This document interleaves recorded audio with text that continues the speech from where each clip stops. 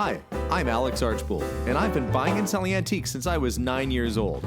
From basements to scrapyards, I'll look just about anywhere I can to find lost antiques and collectibles. And sometimes I'll go big and buy everything. With my wife and kids, we run an antique shop in Edmonton, Alberta, Canada, filled with some of the most unique items we can find. I never know what's going to happen or who I'm going to meet. This is our life, this is our adventure, and this is Curiosity Inc. From home, honey. Good morning, everybody. Well, it's been a while since I've done an update on how the old Rolls Royce is coming along, and that's because they have been waiting for parts to come in, doing some work to it, but I did get the message this morning that I'm about due for an update, and I'm allowed to go in and have a look and see what they've done. First, though, I got the final piece of the interior back from the upholsterer. This is the seat back with the armrest. This is the one that was completely eaten away on the top. This part did not exist before. So Angela's built that back up, and I've got my sun visors back that were all gnawed and chewed away. I'm gonna get those loaded up into the old Buick, and hopefully we'll have some nice surprises at the shop, and cross my fingers that the car is very close to being done.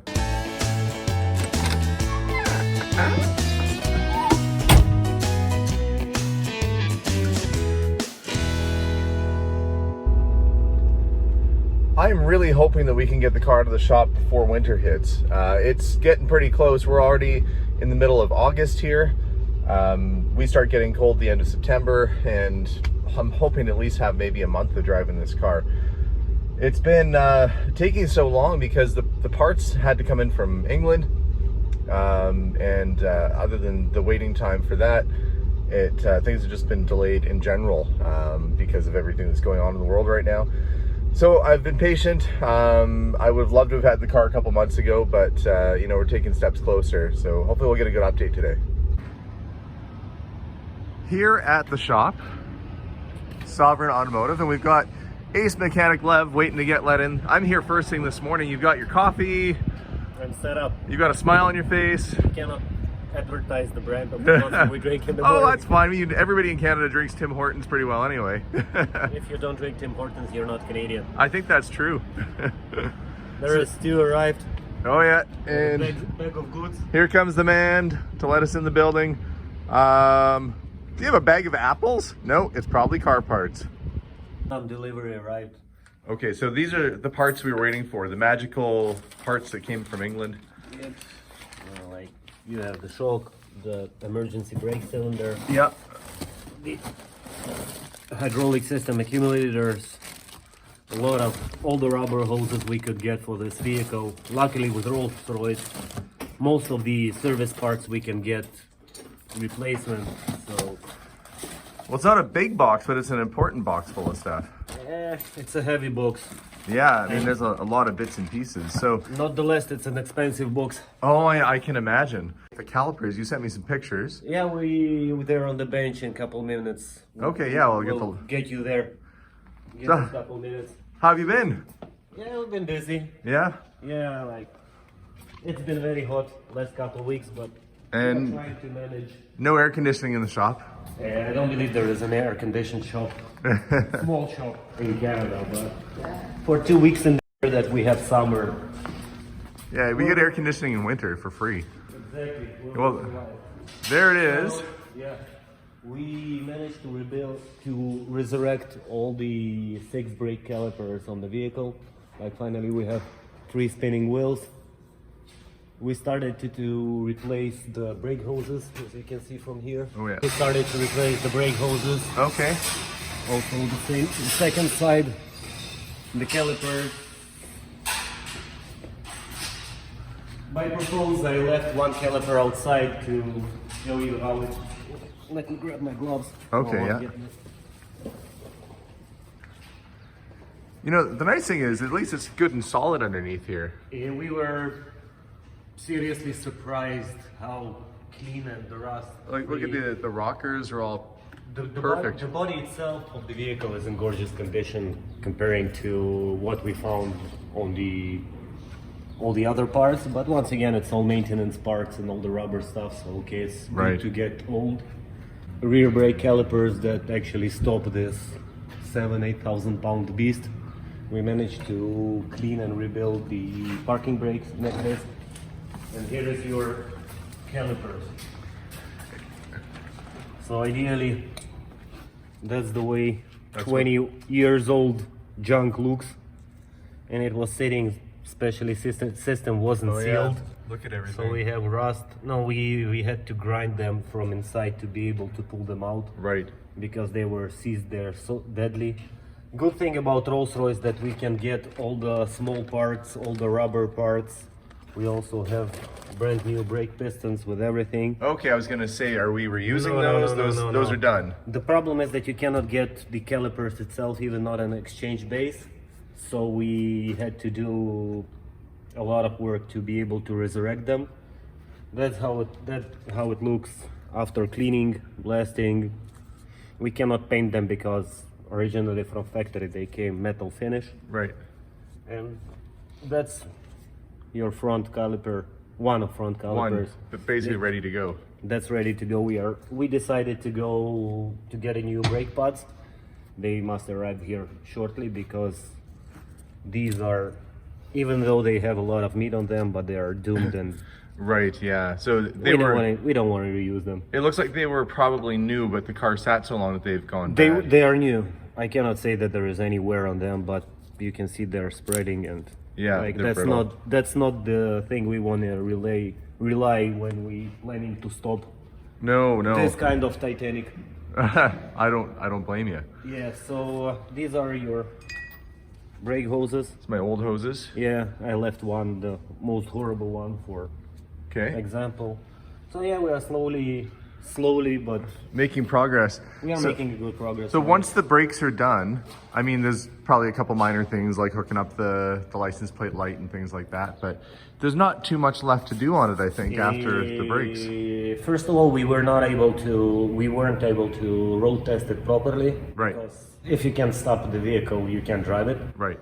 So we checked all the suspension components, found couple very small rejects comparing to 20 years old sitting vehicle. Once we are done with the older suspension, one front shock here and there, we'll be able to check how the transmission works and we'll be able to hopefully finish the out of province inspection and make this beautiful thing to drive on the roads finally. Well, I am excited to get it back. Yeah. We will have a pancake situation. If this car gets lowered onto this XJS, I don't think there'll be much left of the XJS. It already looks like it's That's squished. why the hoist is on box. This is the hoist that able to handle that kind of weight. Yeah. That's why it's on the locks. Move the locks before the XJS is out of the way. It's also covered to protect the vehicle from any drips. Oh yeah, well it's nice you did that. I've been in shops and they don't cover the vehicle and they put it underneath. You get oil and Unfortunately, we had once very rare vehicle that we had a tiny drip of brake fluid on the hood. That's and enough. we ended up repainting it, and it's very uncomfortable so situation. since then, lay some plastic down, Yeah, makes it nice costs and you easy. pennies, but in the end of the day, it also shows the respect to the cars, and in the end of the day, it saves you a lot of money. Oh, absolutely. And I see at the top there, we do have a top on it. Yeah, Which she's just about done. I believe 10 minutes we'll be able to drop it down. You'll see how she finished the top end. Oh no, that's fine. I don't want you to have to worry about moving cars around. You guys do what you have to do. It's nice to see that the brakes are coming together. Yeah, you'll be 1 second. Let me grab my work right. All the hydraulic body for the brakes and suspension. That's quite the setup for the brakes. It's way different than what you see on a North American car. It's over-engineered in the levels that, like, it was built. I don't know. It wasn't built to last, but Ex-World War II engineers who didn't have aircraft to design anymore thought they'd I spend think their time doing they this. were pre-World War II. Right. Like even you can see the funny thing about Rolls-Royce if you come here. Yeah. It has a regular transmission Yeah. with a transmission leveler in it to change the gears. And that's a GM transmission. Correct. Yeah.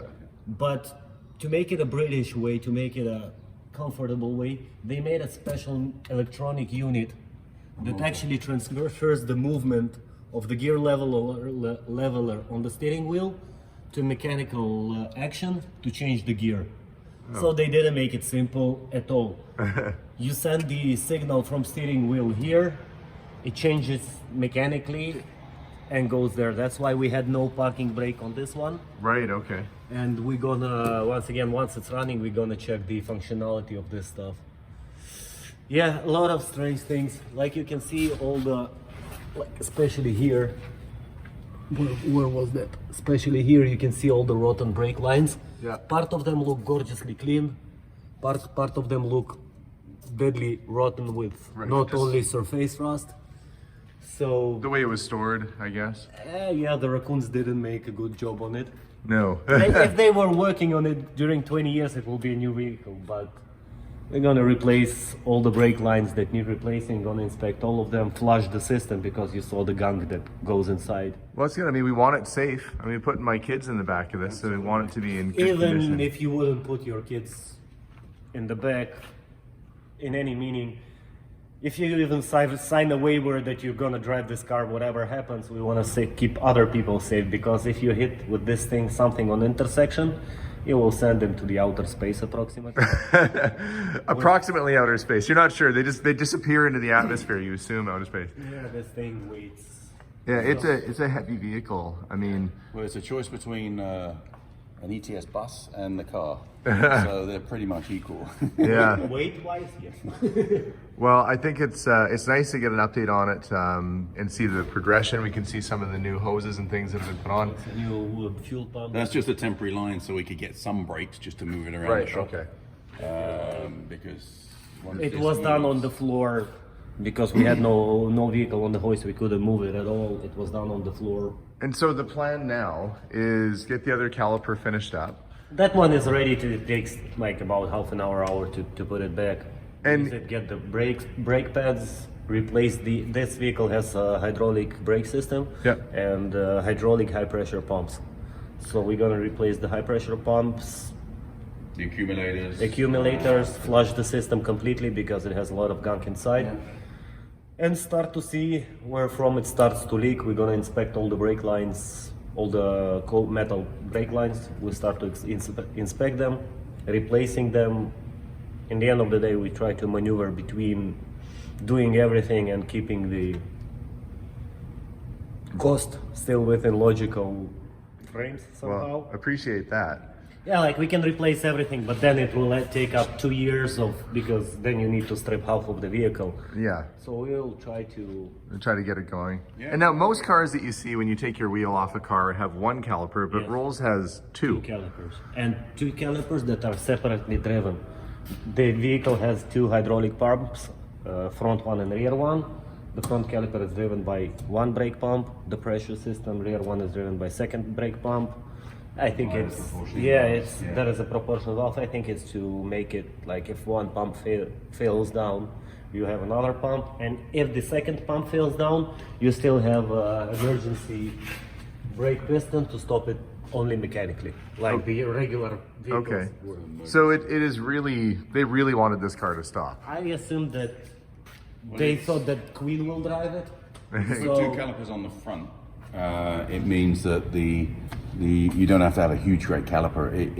It makes the vehicle stop in a reduced space because you're limited of what space you can put in there. Right. So instead of having a huge great big caliper, you put 2 in there, and you've got the surface area of the brake pads is increased by a factor of 2. So in 1968, that would have been superior technology, I would think. Not necessarily. It was just a way of engineering the vehicle to stop with the smallest amount of. Oh, I see. So it's more for space constraints. Yeah. Right, because a caliper, they can be quite large. Yeah, but then you're still within the size of the tire, so you Yeah. cannot put 22-inch tires in that. Gotcha, And most okay. of the braking is performed on the front end. So if you look at the rear brakes, they've got a huge caliper on the back, but again, you've only got about 25% efficiency on the rear, well, 75% of the braking is on the front. See, it's a convertible. I should have just, it'd be cheaper just to have a boat anchor and toss it out the window whenever I need to stop. And I wouldn't have to go through all this. I don't think City of Edmonton would appreciate all the lights that you would left on it. No, maybe not. Or leave home on a big bungee cord. Yeah, a big bungee cord and then just spring back when I'm done. They're like, this vehicle is way over over-engineered, and if we could get hold of the engineers that were involved in design of it, I would be happy one of them working on this vehicle and swearing as much as we do. But Yeah, they design it and then they don't have to do it again. exactly. And Well- they usually build the vehicle across the string. They start like some of the parts you can't simply get to them, so like They design the car, then leave the company. Right. I've come up with this great system. It's very complicated. I'm going to go work for Rover now and then leave. Well, at least it's, you know, it's good and solid. There's lots to work with and we're making progress. So that's all good news. I've mentioned that I'm kind of looking for an off-road vehicle. So I figured who better to ask what's a reliable vehicle than a mechanic. is the rental vehicle. Yeah, reliable vehicle is a rental. Like you can just give it back. Exactly, you don't care what happens even if it breaks down the road. You simply pass the keys. Like, Okay. we have a couple of discos here, and I mentioned to Alex that if he wants a really reliable and off-road worthy vehicle, would be not a bad idea to import one from US or from England, the diesel one with a 5-speed transmission. But you like Discoveries. You like Land Rover Discoveries. Yes, because it was built to last and we love them. Now, we deal with them. I had one of these before, and mechanically I had no problems, but I had a problem with the security system. It kept locking me out. Exactly, they have a pretty stupid setup that the keys actually has no immobilizer, no nothing. So all their security is related to the door lock, and if the driver's door lock starts to make problems, Yeah. you can not to start it. It wouldn't start, wouldn't let me in. I got so frustrated I sold it. Oh, 1 second, I grabbed the wrong key. I mean, this guy looks like he, you know, is gonna go hide in the bush somewhere with this camo all over it. And I guess they're not a bad vehicle. I don't know if I'd own another one though, because I had such a bad turn of events with the last one.